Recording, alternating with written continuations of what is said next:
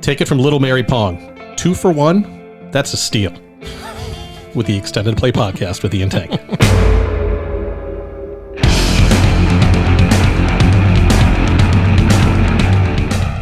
It's the Extended Play Podcast with Ian Tank. We are a music discussion show without the hipster snobbery and a show that is not afraid to do deep callbacks. Deep. Right. If you got it, if you put in the comments that you got it, and we will like it, because that's the extent of the positive feedback we can give you. That's right. If you know, you know. We are back. We're taking a break in between the EP 100. Hope you enjoyed the first episode where we counted down the 100, the bottom 10 from 100 to 91 of our favorite albums, or the best albums. Not our favorite. Of our lifetime. Don't get it twisted. That's right. And we're back this week with an album review. Actually, Hey-o. 2 for 1. Yeah. Hence the the little intro there. So we are going to we thought this is a perfect time to review 2 albums that came out very recently that we've talked about the genre extensively before. Yep. We did a whole episode. You can go back in the past in the feed and see that we've done a whole 2 episodes on country music as a genre, and one in particular where we talked about what we actually really like about country.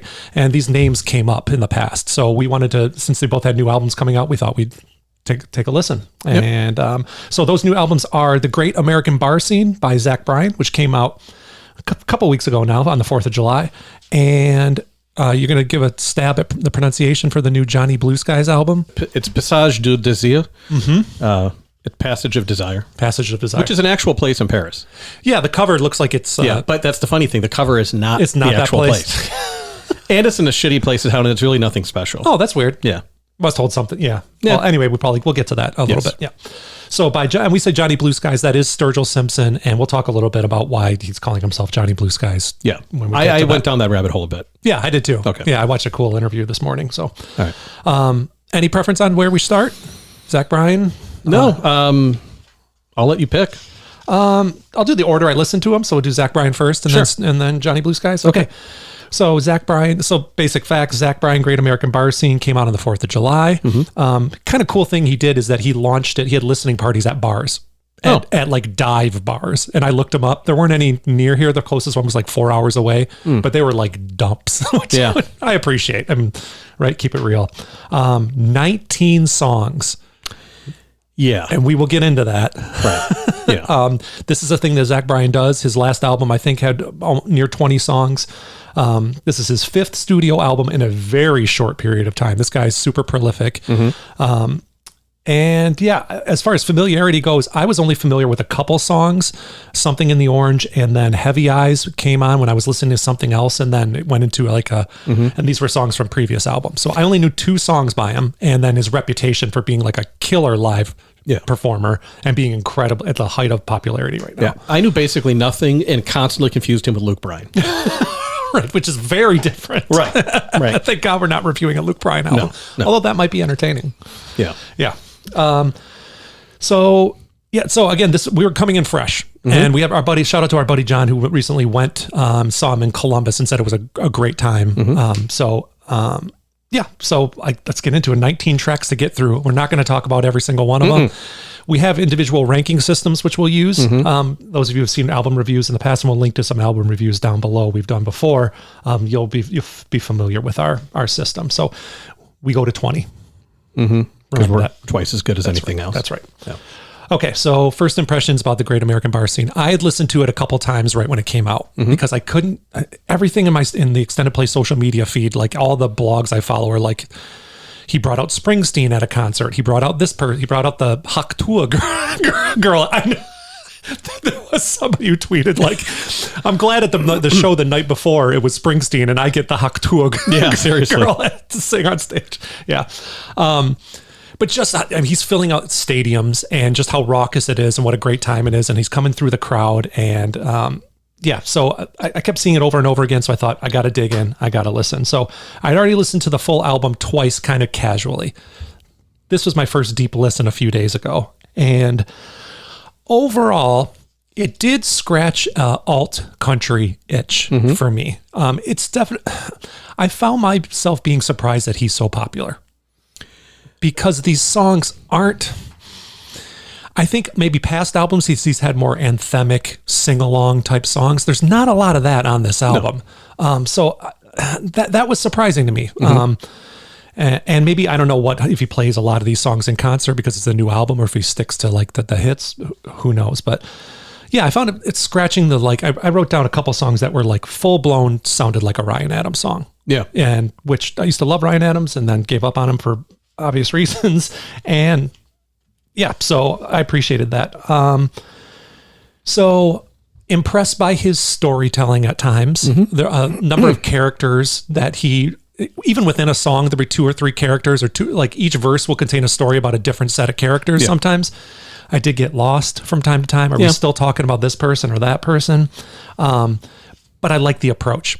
I like hearing an alt country or any sort of country singer not just tell stories about the sort of stereotypical growing up in the South shit. Right.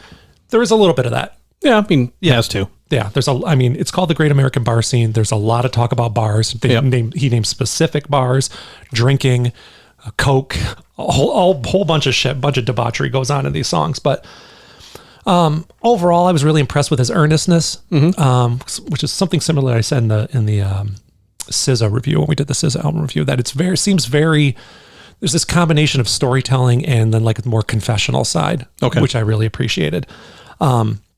So that's from the songwriting standpoint. I will say 19 songs, they blended together pretty quickly. Yeah, I'm going to get to that on mine, but it just felt like work by the end. Okay, yeah, I would agree with that. Yeah.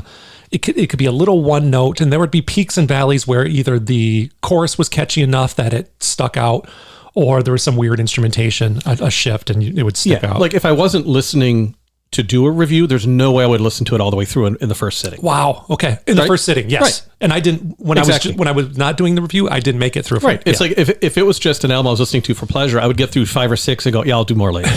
Exactly. Yep. All right. So some other notes. Yeah, I like the production. I'm curious what your notes on the production. There were moments where it was very, there's a lot of space and you could actually hear different instruments layering on top of one another. It certainly didn't sound like a Nashville record to me, which is a huge bonus. Yeah, so you could hear things like you could hear the hands sliding along the fret sometimes. And I love that stuff. I've talked about that in the past, and especially in our show on authenticity. That's something I really like, is to be able to hear the instrumentation, like rather than them being plugged into a board, having a mic sitting in front of the actual instrument. Yeah, so like I said, a lot of songs do blend together. Highlights for me include 28, which I know is getting a lot of traction. I think in social media, a lot of people are posting stuff with 28. Another one that I thought was really great. Oak Island, I thought was good. I liked Northern Thunder. I liked Sandpaper. What's one with Bruce Springsteen? I actually kind of like it. I'm not a Springsteen guy.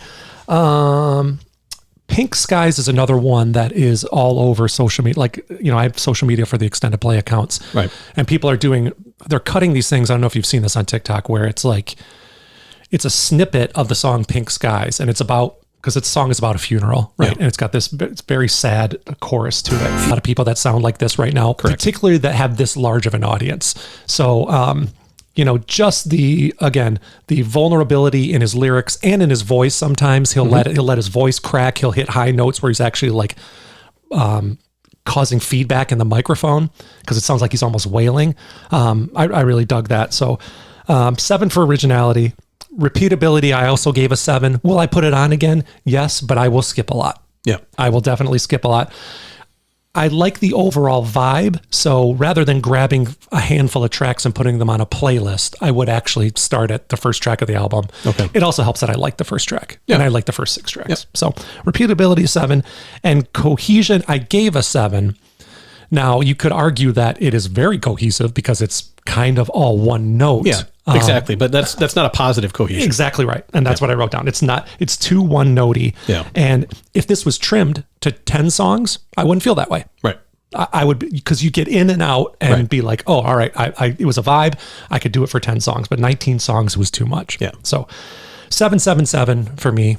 Hold on. I gotta do We're going to average that out. It's a 7. It's a 7. Yep. I give it a 7. Yes. Yeah. So curious to hear what you think. Well, we'll do a little snake format here. where he ends, I begin, and then So I'll hit it right off the top. Yeah, I gave it a 7. What do you know? Look at that, boosh, We did it. So I will go opposite. I'll start with my grading system and the score, and then we'll back into my thoughts on it. Lyrics, I gave it an 8. By the way, my 4 categories, because we've got categories, which we largely regret establishing. Oh, absolutely. I have lyrics, presentation, musicianship, and songcraft. I mean, I regret most things. Yeah, generally. Yeah, I'm kind of pissed that I drove here today. Although he did bring treats. Oh, I did. And, oh, man. Shout out to Chloe. What's up? Lyrics, I give an 8. Good lyrics. Mm-hmm. I have a few examples here, like I always like to add. My heart stays hurting and hands stay working, and I'm still just a sinning man. I've tried like hell to keep my health, treat others well, and understand why life's unfair, uncertain, and mean in the Great American Bar Scene, which is from a Great American Bar Scene. What do you know? So that was good. In 28, the chorus, and I really like when artists do this. Mm-hmm. When the chorus uses the same setup, it changes the words at the end every time. I mean, we're on the same page. I wrote the exact same thing and wrote down the chorus. Yeah. Right. So it's like the 28 years of blood pumping through me, and then has different endings, all of which does a really good job of giving the song consistency, but also kind of telling a narrative as it goes and giving it more weight. I've mentioned it before. The Counting Crows, Adam Duritz is great at this, where he'll do one way, change it the third way, or change it each time. Yeah, it's great. And the one other snippet that I wanted to include was Token Poison to Some Killer Song, Your Old Man's Trans Am and Kodachrome. Bumper sticker to the back right, State Champs 83 through 85. She's smoking cigarettes in the kitchen, Tom and Jerry's on the front room television. She always sat under the oak tree saying, God, I miss the old me. God, I miss the old me. I love lyrics like that. That's great. It really paints a scene. Yeah, there's something, just right. You're painting a scene, longing, nostalgia. Yeah. I don't know. I think we all relate to it. Absolutely. No matter where you grow up, it doesn't have to be the South, right? I think that's the other thing. It does have an appeal to at least suburbia, probably. Right. Like screen doors. He talks about like sitting on the porch, listening to the sound of the radio. Right. I love that kind of stuff. Yeah. And then for the more intellectual kind of abstract stuff, the snippet I liked the most was, do you think God's a person or is he just the sound of laughter through the walls in a place I haven't found? I wrote that down too. Yeah. Incredible. Great lyrics. Now, that being said, these were standouts. I think these were the exception, not the rule. I think most of it didn't really hit me emotionally. This stuff did, right? Okay. Most of it didn't, but the reason it still gets an 8 out of 10 is in modern songwriting, having even some things that hit you emotionally is a rare accomplishment. It really is. I mean, 100%. We're not being sarcastic. Even our favorite artists. Right. Yeah. Right. It's hard to do. Right. So to even hit sometimes, it's like hitting 300 in baseball. It's still pretty fucking good. Right. So lyrics get an 8. Presentation gets a 7. The production is very solid. It's a little more compressed than I would have preferred. Okay. I mean, strictly from the mechanical side of it. I think there could have been more room for dynamics in there with all the different instruments. Because like you mentioned, there's a lot in there, but I think audio-wise, they smushed it a little bit too much. Got it. Still good separation from the instruments, though, for the most part, from the mixing side. And the biggest problem I have, I don't like his voice very much. Yeah, you said that. We had a brief talk beforehand. I gave it a few listens. The first listen, it really bothered me. I'm like, all right, come back to it later. Because I think on a first listen of something you're not familiar with, you can't help but have expectations. And it's going to be jaded by what those expectations are. Totally. And I think I expected something stronger and more typically macho. Gotcha. And it's not that. It's not that. No. So I went back. I didn't mind it, but it's got this about to break whisper quality. Yes. That I don't dig. Got it. And again, I think that I don't know where along the lines of production they let him down, but I feel like we're getting the worst side of it. When maybe produced differently, handled differently in the recording process, it maybe would have come off better. Okay. Maybe lower in the mix. Maybe, call it Bob Mould. Say, hey, what should I do? Right away, when you said that, I wasn't crazy about his voice. I immediately made the Jason Molina collection. Like, I really dig it. The imperfectness, he's just not a great voice. And I feel like there's something similar going on here, right?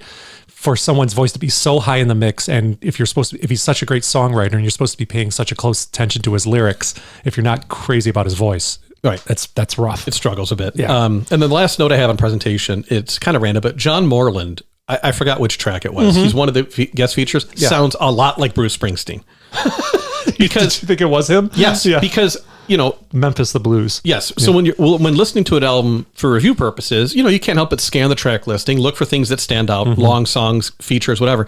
And I know, okay, Bruce Springsteen's here, right? So then I hit play and I start doing other shit. Right. And then, what seems like 45 minutes later, you hear a voice like, oh, this must be the Springsteen song. Because the Springsteen song is like track 12. Yeah, it's pretty deep. And this was like track 8. So you're like, oh, it's got to be like, oh, I'm not even to track 9 yet. And it's not Springsteen. Because later Bruce Springsteen comes up and really sounds like Bruce Springsteen. He really does, yeah. Yeah, I mean, it's hard to ignore. So 7 for presentation. Musicianship, a 7. There's not much to say here. Yeah. Everything's competent. Yeah, Everything's fine. There's no flourishes of excellence. There doesn't need to be. It's very much a workman's type recording album. Yeah. Man, I love some mandolin, though. That reminded me. God, I love some mandolin. So that gets a 7. Songcraft, also a 7. Wet Hot American Nights is a good example of striking a good balance between fun and depth. Yeah, that's got to be a sing-along. That was the one I identified right away, that's going to be a sing-along at the shows. But that's hard to do. It's hard to have a song that is fun, potentially sing-along, probably a mainstream hit, that also has some depth to it. Absolutely. The songs seem genuine, but also a little color by numbers. Okay. A little bit. Yeah, I can see that. A little bit. And whoever thought to pair Zach Bryan and Nolene Hoffman together on Purple Gas needs to be fired. Who is Nolene? I don't know who Nolene Hoffman is. I don't know. Don't know, don't care. I didn't even take the 3 minutes to do the Wikipedia lookup. Yeah. These are two great tastes that do not taste great together. I mean, train wreck. It's like... Her voice is too... Hers is it's like really powerful. It's loud and high, and his is quiet and low. Yeah. When they're alternating, it's like, okay, that's a little jarring. When they go side by side, it's like, what the fuck were they thinking? It does not work. No. I agree. So yeah, bad job on that. On the other hand, the duet with John Mayer works really well, both vocally and instrumentally. I think he adds some flair to the song with his guitar that I think was missing from the other songs. A little more color. Yes. Yeah, sure. In terms of a different style. Right? Yes, definitely. And then I can't point to filler tracks per se, but the album does feel too long, like a bit of a chore. So overall, you add all that up, 7, 7, 7, and 8, you get a 7. Excuse me. So the good songs that I would recommend you go find are 28 Better Days and Pink Skies, and Skip is Purple Gas. Yeah, for sure. So my overall Purple Gas, trust me, just don't. Well, it also lyrically, I don't know what the fuck they're talking about. That's a terrible song name. It really is. What is it? Did Barney fart? Like, I'm pretty sure that's not what it's about. I'm pretty sure, but I can't say for sure. I can't. That's true. So overall, I mean, the first time through, I didn't like it. I talked to E after the first listen. I'm like, dude, I don't know about this one. I was thinking 4 or 5 range. And I definitely like it better on the second one. And I think Zach Bryan's going to find a niche in being pretty well positioned between the mindless, uninspired mainstream country and the pensive and restrained territory of Jason Isbell and Tyler Childers. Yep, I agree. There's space to be had in there, and he's kind of going right down the middle of that. Yeah. It's amazing that no one's tried to do it before, or maybe they're just not capable. Maybe he's built for this. Right. Yeah. But because of that, and the derogatory way in which I referred to it to E when I was talking about it, it's like someone ordered Jason Isbell on Wish, and Zach Bryan showed up. I mean, when you really, really like a certain kind of music or a certain artist, I can see when that. you can't help but notice another artist is arguably just a weaker version of that person, it's like, why would I listen to this? Yeah, I get it. Totally. But I don't want to take away from him because he is a good artist. Not everyone's Jason Isbell. Right. So even if I, hold him in this high esteem, I don't have to shit on everything else. Right. Which unfortunately I think a lot of people do. Yeah. So I think it's a good album. Yeah. Again, repeatability, listability, I mean, maybe. Yeah. Handful of tracks. Right. Yeah. But it definitely something, and this is important, that like for my country music listening friends, definitely a good entry point for us to listen to the same thing. Yeah, if you haven't already, I would imagine you have. I think he's in full crossover mode. I think even our pop country friends are listening to this now. So yes, he actually, did you catch the part where in Bathwater where he calls out modern country? Yeah, that was pretty good. Yeah, he says these songs used to free me. Now there's nothing free in this. Just 808 beats, what we used to be, and backdoor politics. Now everyone I know is an outlaw, country to their core, but the only outlaw I've known served in the Corps. And I ain't heard Shake the Frost in a couple years or more. Is that a Sturgill Simpson reference? It's a Tyler Childers reference. Oh, okay. Yeah. So incredible, right? Yeah. Sturgill Simpson was in the Navy too. Oh, yeah. There you go. Maybe it is. Maybe it's a dual mention. Yeah. Anyway, just further evidence that he's right in that middle ground. But But I think it doesn't sound forced or manufactured to me, but I'm very curious what comes next now. I just feel like he could take a misstep after this. Easily. Right. Well, he could easily go full blown because if pop country. Right. Exactly. This is a weird line to walk because it's going to be tempting to go Morgan Wallen route, minus the racism and being a terrible person. Right. But if he also tries to go the other way and become one of these, I don't know that he has the chops to do it. I see. Right. So it's going to be an interesting place to kind of stay in the middle here. Yeah. Yeah. Especially when you've been so prolific, don't you? I would worry about running out of ideas. If you're well, to be fair, there's some inspired snippets, but I don't think it'd be that hard to turn out more of this. Okay. Not that it's shit. Yeah. It's just, it's putting a spin on every day. Yeah. Yeah. And he's got it in him, clearly. He could do it 19 times on this album. So, yeah. Cool. All right. So, total it up. That ends up at a 14. It's a 14. Yeah. Yeah. It's a good album. It's a good album. Yeah. Yeah. Give it a listen if you haven't already. Now, for the other album, Transition. God. I will go first on this one. Mm-hmm. We'll just keep it rolling on the old tank train. Choo choo.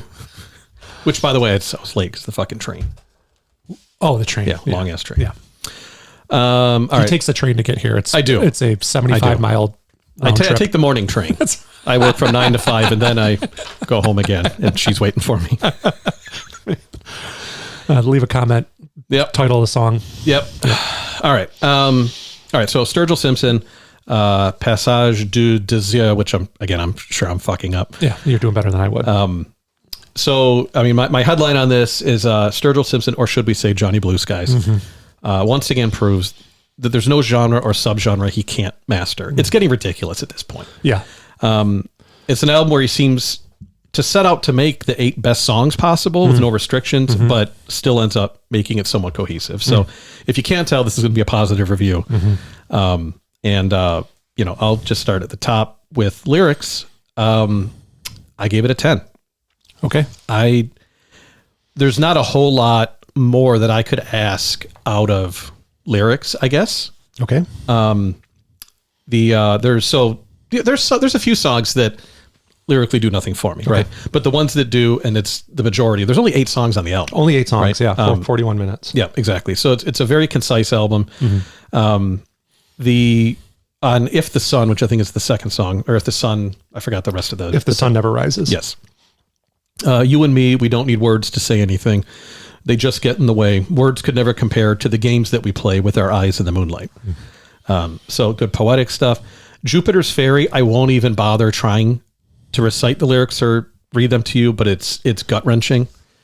Yeah. Yes. That one's rough. Yeah. So I mean, the one to give you an idea what it's about, and it's like, so towards about the middle of the song, it says, so I went home thinking I would try to call you.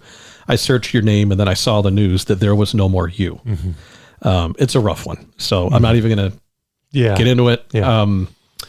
And then on Who I Am, which I like quite a bit towards the end of the album, he mentions, they don't ask you what your name is when you get to heaven. And thank God I couldn't tell her if I had to who I am. There's a lot of lyrical references to the Sturgill Simpson, Johnny Blue Skies transition in here. Yes. Like in the one kind of fun tropical, that Scooter song, where it says that they say, are you him? And I say not anymore. Right. Should we talk about that? Or Yeah. So, I mean, we could definitely pause in this part here, but I'm sure you read a lot of the same stuff I did. One thing I didn't know was that he blew out his vocal cords. Yeah, I didn't know that either. Funny how somehow we don't see that. Yeah. In 2021, touring, blew out his vocal cords, had to stop touring, and really couldn't even talk for a while, and just had to go home and was in a really bad place. Like, couldn't talk, couldn't do anything, and told his wife, like, I got to go. And he basically spent, I think it was 6 months in Thailand. Was it? Okay.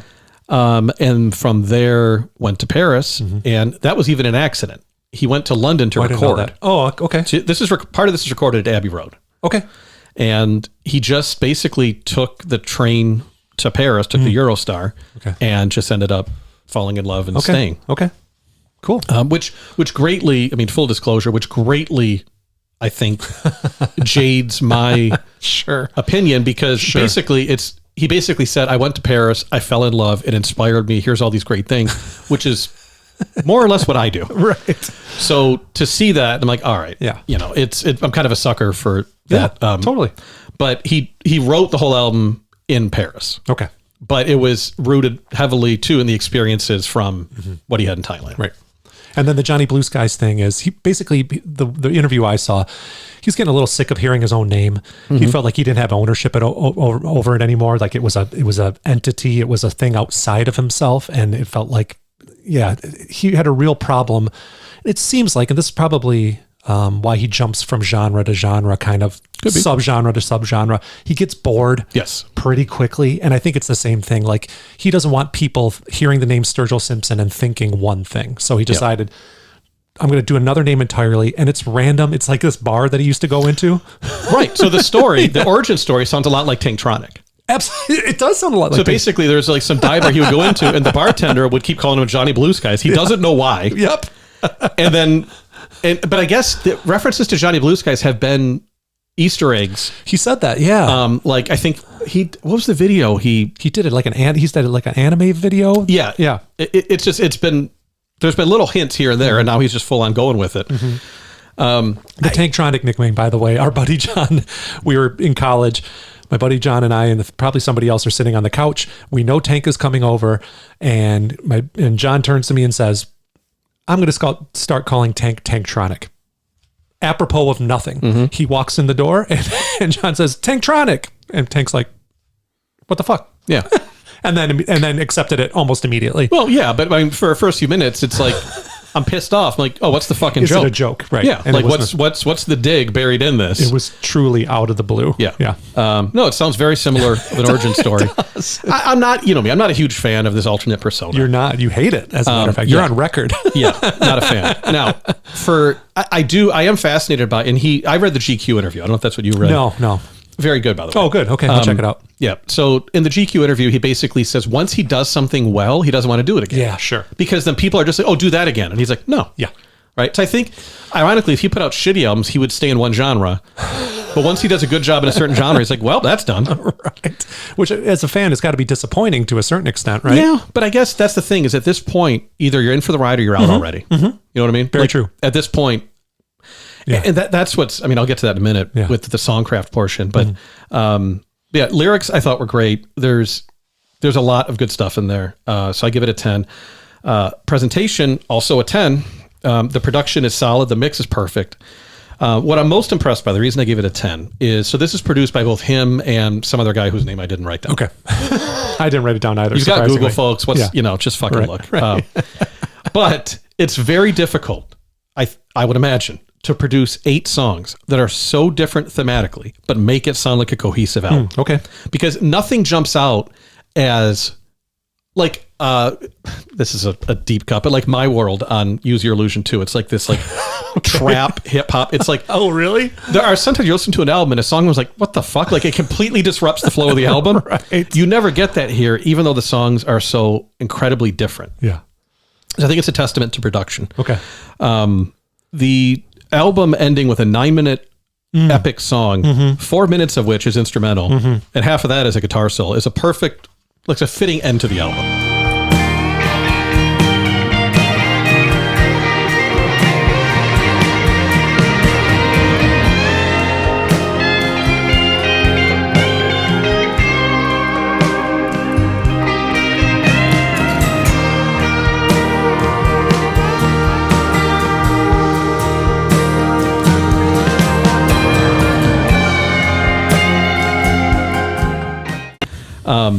So, again, this is probably where my bias comes through, that it feels magical to me, right? Sure. The first song is about Paris, and the little flourishes of little, French, accordion, Edith Piaf type stuff. Okay, it's going to happen. Musicianship, I give it an 8. It's very much like the one we just talked about. Yes. Workman-like. Yep. Yeah, absolutely. And there's not a whole lot to say great. There's not a whole lot to say bad, but it's well done. the extra point I give it over the Zach Bryan is on Jupiter's Ferry. There's symphonic accents, piano. Took some chances that could have come off really schmaltzy, and it sounded good. It sounded genuine. Yeah. And then Songcraft, I give it a 10. Wow. I know. I mean, again, I love Sturgill Simpson. Right? Okay. So I got to put that. Yeah. Disclaimer on it. It's entirely possible this would be, more of an 8 if it was someone else. Sure. But, fuck it. Yeah. And what am I going to do, right? I listen to it. It's how I feel. Yeah. But so you have If the Sun Never Rises Again, which sounds like late 70s soft rock. I wrote that. But in the best part, but in a good way, to me. I think it's a good song. It just sounds like something my dad would have jammed out to. Yes. Back in the day. For sure. Next song, Scooter Blues. It's like a bluegrass Jimmy Buffett. Oh my God, I wrote down Jimmy Buffett. Yeah. Yeah. Right? Yeah. And I hate Jimmy Buffett. I hate Jimmy Buffett too. Like, fins down. But I think it's referencing the persona change from Sturgill Simpson to Johnny Blue Skies. And it's just a breezy, hey, I'm on a scooter and, whatever, blah, blah, blah. And by the way, the stories of him when he was in Thailand in this interview I've read, he helped some guy build like a roadside bar. Okay. And he told him you need protection and convinced him to get like a Buddhist Sanskrit tattoo on his back. Jesus. Okay. Wow. Sturgill Simpson, it's like a movie character. Honestly. His life. Yeah. All right, and he is an actor too, by the way, which is crazy. Of course. Yeah, of course. Yeah, why not? Yeah. Okay, then Jupiter's Ferry, which, as I mentioned before, it's an epic, devastating tale of a loved one's suicide. Then Who I Am, which is 100% old school country and bluegrass. And then the next song is Right Kind of Dream, which is like breezy pop song. Those 5 songs in a row. In a row. Yep, absolutely. So that's when, when we get to that point of them, I'm like, what else is he supposed to do? Right. What else do you want? Like, right. The musicianship is good. The lyrics are great. Yeah. And it's 8. One caveat. So obviously I give the album a 10. Okay. Because it's, 10, 10, 10, 8. Go find If the Sun Never Rises Again, Jupiter's Ferry, which is devastating but beautiful, and One for the Road. I love the last song. Yeah. It's about like a breakup too, and great lyrics there too. So skip, I'm going to say none because you really can't skip anything if it's a 10 on a 10. But Mint Tea is the weakest song. Okay, it's not a bad song. Okay, but I'm like, gun to my head, if I had to make this a 7-song album, Mint Tea's gone. Gotcha. But yeah, so I don't know, man. I'm a stan for Sturgill Simpson / Johnny Blue Skies, but I wouldn't change anything. And it's exciting. It's exciting now. I love having an artist that they're going to put out an album. Like, when I press play, I have no idea what I'm getting. Right. But I know I'm going to like it. Yeah. There you go. That is because he's come through time and time again for you. Sound and Fury is a fucking industrial album. Yeah. Then he follows it up with bluegrass covers of his own songs. Right. And then this. Yeah. Yeah. Pretty incredible. Anyway. Yeah. So for someone who likely won't be giving it a 10, no, I'll throw it over to you. You could probably read my body language pretty quickly. So I don't have the background. I have no background with Sturgill Simpson. Yeah. I think we mentioned before, I watched one Saturday Night Live performance, thought it was cool, went to listen to the album, stopped it after a couple tracks. It didn't hit me at the point and never returned to it for whatever reason. This song does not make me want to return. This album does not make me want to return to it. It's not my jam. In that, for the exact same reasons, like we wrote down the same things. It's funny. We wrote down the same things. They were negatives for me. Really? They were positives for you.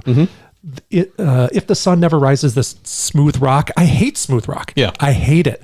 And this sounds so, it's so incredibly saccharine and inoffensive to the point of being boring. And I wrote down boring. I wrote Fleetwood Mac, Jackson Brown, very 70s.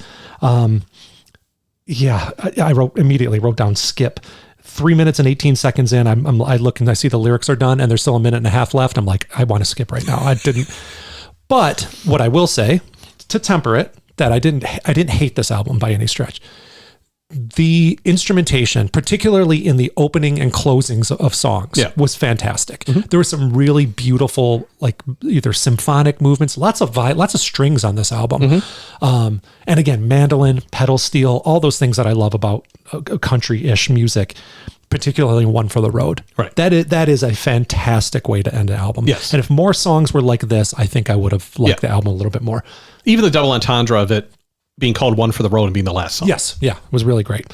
But I got too many 70s vibes and I don't like 70s music almost full stop. I don't listen to almost, and that's a me thing. Yep. And I get it. So listeners, if you're into this kind of stuff, it would play better for you. It doesn't play for me. Scooter Blues, my eyes could not roll back in my head far enough because it's a Jimmy Buffett song. Yeah. This riding around in his scooter. The opening riff was so familiar. I wrote down Georgia Satellites. Is this Keep Your Hands to Yourself? Yeah. There's a cringy ass rhyming. Like he rhymes egos, Legos, hasta luego, and higo. Yep. I'm like, oh, barf. It's just so, yeah. That was, to me, lyrically, it's the weak point of the album. Yeah. I literally wrote down, could be a Jimmy Buffett song lyrically and sonically. He mentions flip-flops, right? Yeah. He's wearing flip-flops. And I actually had me wondering if this was a parody, like if he was taking the piss out of the listener. See, again, interesting how, like, knowledge, and we talk about this, like, with, what was the song? The video, the woman that was crying because she thought her boyfriend was going to show up. Yeah. It's just knowing, like, what background you know of something will greatly shape. Yeah. If had I not read ahead of time that he was in Thailand, and knowing that this is probably largely biographical and real, I would have hated it. Got it. Right? Got it. Because totally. As a completely imaginary thing, like, this is stupid. But knowing that it's like, all right, here's a song he wrote about the 6 months he spent in Thailand. Got it. But yes, you're right. It didn't on land. The surface. It's not great. Yeah.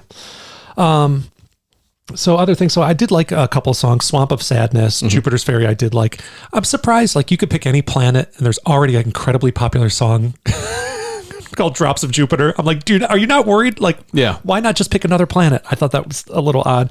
Well, he's not going to pick Uranus. He might. Never know. Next album. Yeah, but knowing now what you're saying about him, he probably has never even heard the song Drops of Jupiter. He's probably that kind of guy, right?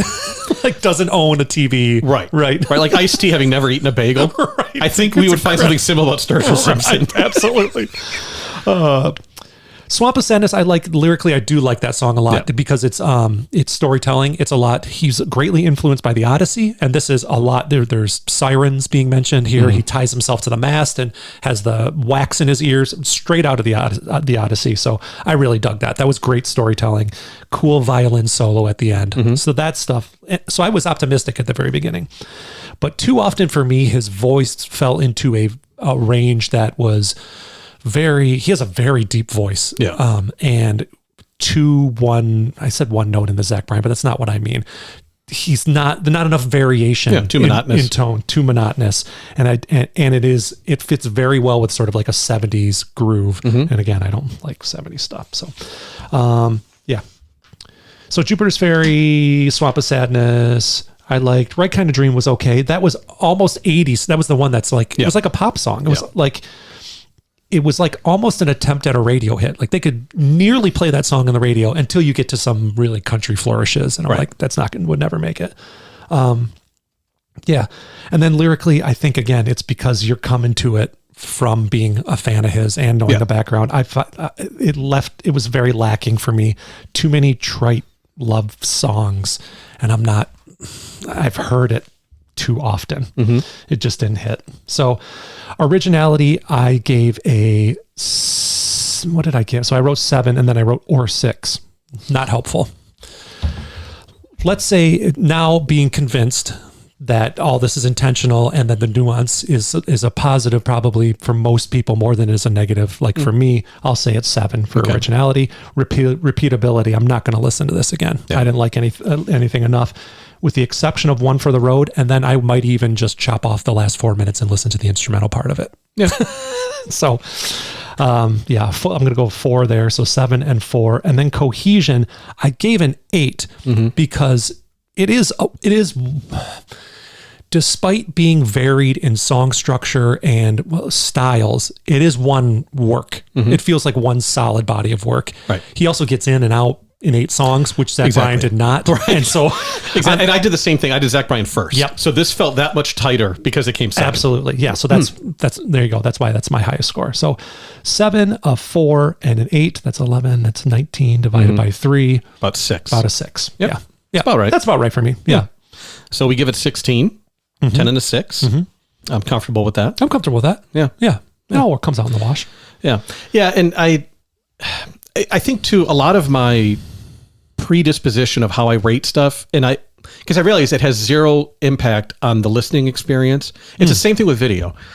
As we are, we're fucking amateurs, that's for sure. But we're creative types. We make things. We are. And I can't help but think about the work that goes into creating something, right? Yeah. So I know that I give him the benefit of the doubt on everything because I am amazed at the ability to do all these different things well. Absolutely. Right. So even though the end result, it should be not considered to the end result, but I can't help but give him the benefit of the doubt on everything because of that. I really like that attitude. That is an attitude I think most people that are doing criticism of any piece of art are not taking. I know who I'm thinking about. I mean, there's no shame in being enthusiastic and being and admiring. Right. And I think about this, like there'll be times when we record a review of an album or we'll do a playlist challenge and Tank will give me a song and I'll shit on it. Mm-hmm. And then I'll sit back and go like, well, if the artist were to watch our video, what would they think? They think, well, this guy doesn't know what the fuck he's talking about. Yes. Yeah. And I've listened to enough music to know what I like and what I don't like and what seems to work for me and what doesn't work for me. But too often I found myself, and this is in the course of this show, is I've learned to give people the benefit of the doubt way more than I did before. Yeah. I think I've talked about this at length that, some of the criticism lobbied at me by my friends that I was a snob and that I only like things that other people didn't like. There is a little bit of a nugget of truth in that. It's mostly bullshit that makes me very angry. But there is a nugget of truth in it. And I think what that was me just not appreciating the craft itself and how even with a kind of shitty song, how much work has to go into that. Well, not only that, but like from even a practical standpoint, the reason why I like Sturgill Simpson so much is, and by the way, I think he's very analogous to Faith No More for me. Okay. Where artists that are constantly changing in a fearless way. And on every album, risking everything they've built to that point. Yeah, sure. Which again, from a risk standpoint. Right. When he builds an audience with his first few albums and then comes out with Sound and Fury, for all he knows, he's going to lose his entire audience. For sure. So when we talk about art and artists, that's so true to self. It is. Like, I don't give a shit if the label drops me and if no one listens, I want to make this. Yeah. So I'm going to go down this entirely new road. And the fact that it's even remotely good is a minor miracle. Because he's doing it for the first time. Exactly. And he's doing it for himself. Right. And that's the thing. There's nothing, and we've talked about from day one from the first show about authenticity. Absolutely. And he's as authentic as it comes, because I can't help but contrast this to people like Beyonce, where the albums are fucking workshopped and focus grouped and bringing 30 people into the room and say, okay, who's going to write this and produce, where it's not even a personal statement anymore. Yeah, totally. So that's why I have this giant hard on for Sturgill Simpson, both literally and figuratively. And why again, I think that we probably had a very similar experience listening to it, but this is a great example of the most positive pre-mindset. I'm not going to say the most negative. No. But coming in blind versus coming in with like, I'm going to love this. Exactly right. Yeah, we had a similar thing with Waxahachie. Yes. I was very excited to listen to it. And that influence, and now going back in retrospect, it's not as great an album as I remember it. Still really liked it. But attitude is everything. All these shade our opinions and we'll regret some of it. But mark my words. Write it down. Sturgill Simpson. / Johnny Blue Sky / whatever his next permutation is, will record an epic all-time album that is critically, even maybe commercially, I think it's coming. I think there's a masterwork coming, which when you look back and leading up to it, it'll be like, this shouldn't be a surprise. Yeah, okay. This guy was bouncing around doing all this, and when it finally all comes together, I think in a way that he puts it, I don't think he's done his masterpiece yet. Okay. Is what I'm going to say. His whatever you would call it, his... Yeah, but like White Album or, Nebraska, whatever. Yeah, okay, Computer. Like, I think one of those is coming. Okay. And it's going to be obvious in retrospect that like he was trying everything, learning all these things, and it all comes together on one album that goes down in history. Man, I hope so. Me too. The world's a better place for shit like that, even if you don't dig it. Exactly. Because it's going to inspire a next generation of singer-songwriters, right? So exactly. Yeah. All right. So that's it for our reviews of Zach Bryan's Great American Bar Scene and Johnny Blue Sky's Passage du Desir. Passage du Desir. Fucking French people. Let us know what you think in the comments, both of our review and what you thought of the albums. Please like and subscribe if you haven't done so already. We will be back next week with the next installment of the EP 100, are the best 100 songs of our lifetime. So please check that out. If you haven't watched the first episode, go back. We explained the scoring system at length. It is a deep dive. But don't worry, we put in timestamps and you can skip it if you just want to get into what albums we picked. And the albums only get better, folks. So, you know, I'm excited. Anticipation should rise. I found myself like really excited by the time we recorded the second one. Like, oh, here we go. Now we're getting into some really great stuff. So check that out. I'll link to all of our video episodes down below. And until then, see ya. We'll have a great week, everyone. Bye, folks.